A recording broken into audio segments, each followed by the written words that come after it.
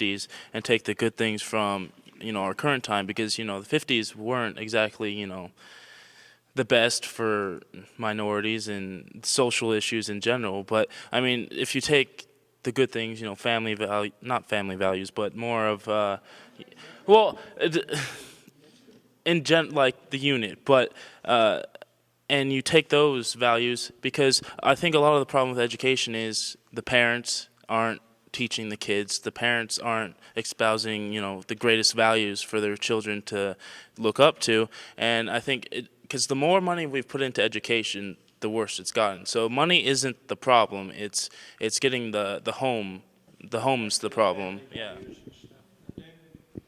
Now, I don't know why we need to reinvent the wheel.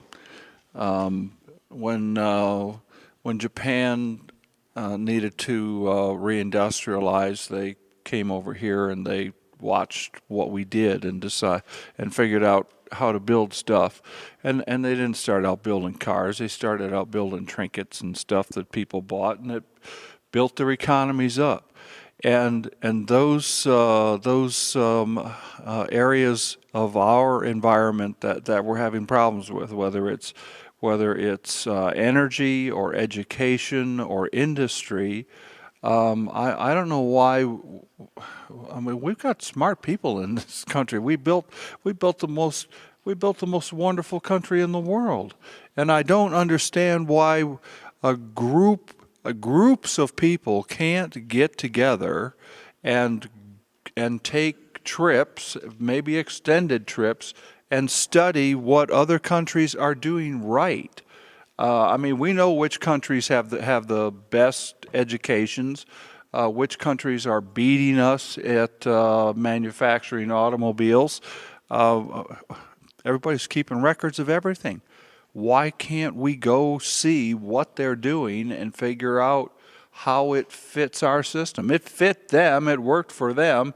I don't know why it can't work for us. Can I answer that, Dave? Or did you want it, Carol? Okay. Let's go over here, back to Al. There you go, bud. That's okay. No. I think it all boils down to one thing. We have taken God out of every situation. We've taken God out of the schools. We've taken God out of the cover. You disagree with me, Eric, I think. We've taken God out. We have to. This was a Christian nation. We grew up. Our founding fathers are Christians. And Obama has more or less say that we're not a Christian nation. That is the downfall of our country. We cannot leave God out of the picture. He's very much a part of us. He's a part of every family. And we need him to be a front and forefront in our thoughts, our words, and our deeds. And if we do that, if we follow what he requires us to do, we will go ahead. We will conquer this. We will be safe, and we will be secure, and we will be happy. We'll get back on the right track. We just have to put God back in it. Thank you. We go to Raylene, then back over to Eric, and then Al. I think, again, the third really aspect of this country is that the 1% of this country is ran by the wealthy. They have wiped out the middle class, and so it's all based on greed. They've sent our jobs over to other countries so they can make more money, and so it is a very serious problem. How do you stop greed? Yes, we've taken God out of this country, but it's all ran on greed and reasons lost. A good point. Who's next over here? Eric? In regards to bringing God back into the equation, I don't exactly think that's the problem, because I personally am an atheist, and I think that you don't need God to be a good person. You don't need God to have ethical, values. You don't need God to make a country prosper. What you need are people that have ethical views, that are ethical people. And I think especially since our country, yes, it was founded on Christian values per se, but the big but is we're supposed to leave God out of government decision making, because I know it's not very popular. I know it's not very popular probably with this crowd, but I mean, why should Christian values be put upon me as a non-believer when I think we don't need to live by the Bible as in the Ten Commandments. I mean, we could have come up with that without the Bible. I mean, if people were living together before the Bible and they knew not to kill each other, they knew not to steal each other's stuff. I mean, I just think God isn't the problem. I respect your opinion, all of your opinions, but again, how are we going to get our way out of this mess next? We're going to move to Dave, Al. He jumped in. Al. It's okay. I can wait. It's all right. No, it's okay. I'd wait for Dave. I actually I would have preferred to be the last one, because I want to leave. Well, no, I want to leave on at least I'll end my evening on a positive note. Okay, I like Dave have lived abroad in England 3 years, and I've been all over Europe. Not as many countries as Dave, because I didn't get in trouble and get thrown out as much. But I did get immersed in those. And I'm going to tell you that we do live in the greatest country in the world. And everybody, as much as they complain, they all wanted to come here. And they still want to come here. And what they want to come here to is our mindset, how we think. We will overcome this. There is no doubt in my mind. The problem is that, to go back to answer, is that the people that were in power thought that we should send the manufacturing over and be primarily a service-oriented, technological country. I've worked with 2 companies that's worked with the U.S. Department of Commerce, had patents, and they kept telling them, send the stuff to India and send the stuff to China. I mean, if you visit with me later, I'll show you. I didn't believe it myself until it was shown there. That's turning around. Our ingenuity will come back. Our technology will come back. And it's got to get real dark before the dawn. And right now, it's not dark enough. But it will get darker, and the dawn will come, and we will rise. That would have been a nice ending there, Al, but we're going to go here and then back over to Dave, and we'll let Dave end it for us. Okay, I think that one of the biggest opportunities that we have had this last year and a half, or how long has it been, is the Tea Party. It has given a voice, media, the microphone. It is marvelous what it has done to get rid of some of the direction that our president has taken us in surrounding himself with these socialist people. And if you're not aware of this, you should be. How did we get here?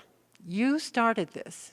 How did we get here? We need to understand how we got here. Since the turn of the century into the 20th century, there has been elite people. Cecil Rhodes was one of the beginners, the starters of all of this. World government is what he pushed. And he saw to it that the CFR, the Royal Institute in the UK, and the Trilateralists, you may say, she sounds like a wacko, but we have been knowing this for the whole century. There are groups that really do understand how they have seen to it that they've broken down and we are on the edge of chaos, and they want that. They want that. They have destroyed our dollar. They want that because the United States with this Constitution is our last barrier to world government. And I could say a lot more. I know you can. Well taken. I just want to say that it really you did reinforce Ken, and that we really have to understand historically how we got there before we can reverse these trends you're talking about here. We're going to conclude right here with Dave. And then, of course, back over here to Diane with a wrap-up. Somebody could talk. I just want to make a couple of short comments here. I'll tell you what's wrong with this whole thing. We're being sold out by the United States government. And I'm a believer in this country. I've been in 3 wars or around 3 wars. And I know all about wars. Never got killed yet, but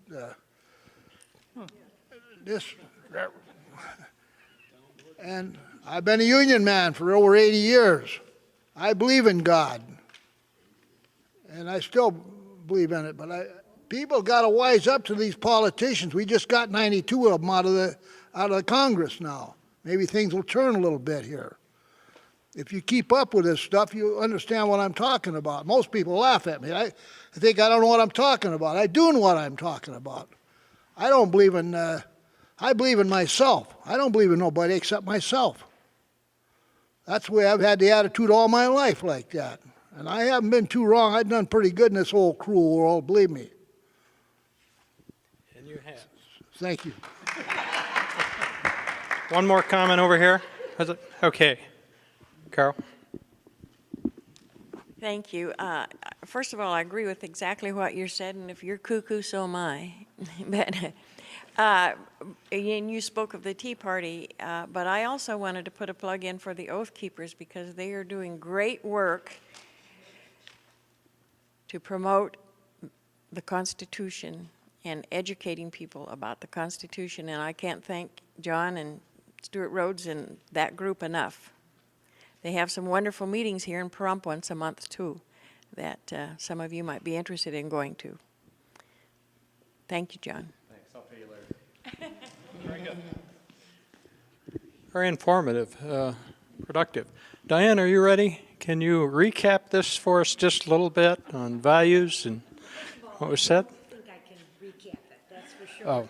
But what I can do is merely I'll pull out some of the key ideas that I have, that come out and pop out now. Do know that we will be reading in depth every note that anyone has written, yourselves included. So before you leave, we're going to ask you to fill out a questionnaire in which you tell us, number one, which of these options seem to be the most attractive. You'll see, you don't have to choose one, but you can rate each one. You will have open-ended spaces where you can say whatever you want in writing, because the more ways you express yourself, the better off we are. We are also going to review the videotape so that if the the recorders, like myself, missed something, we're going to capture it again. So just know that this wrap-up that I'm going to give is by no means what really was said here. It's just a short little whatever pops out in my head. Keep that in mind. But in general, we have a lot of values. There was, and I have to take off my glasses now. Hold on. Age. Okay. First of all, we have a value that Nevada is a great place to be. We have a climate that lends itself to all sorts of possibilities, many of which might mean the green energy, but there are other things as well. We had a value that education is extremely important. We care about it. We would like education to be as good as it can be and meet the needs of all types of students, not just one type. We said that it would be good to have a national energy policy, but we then decided we also need a local one. And so there's an agreement that we do need some sort of policy on as many levels as possible. That's what I would call a value. And we had another value, and that is a value for ethics. Some of us like to use Christianity or God, and others are not so sure, but there is a common ground and a value that ethical behavior is of the greatest importance, and that this is a key to our survival. Now, we have lots of conflicts. I could talk about all kinds of them, but I'll just do a few of them. Some of us think that windmills, solar, and all that stuff is good. Others say, but it's going to take a long time to pay back, and I'm old, and some of us say we're young. So we've got that. We also know that some of us think we can't trust government to use our tax dollars. Others would say we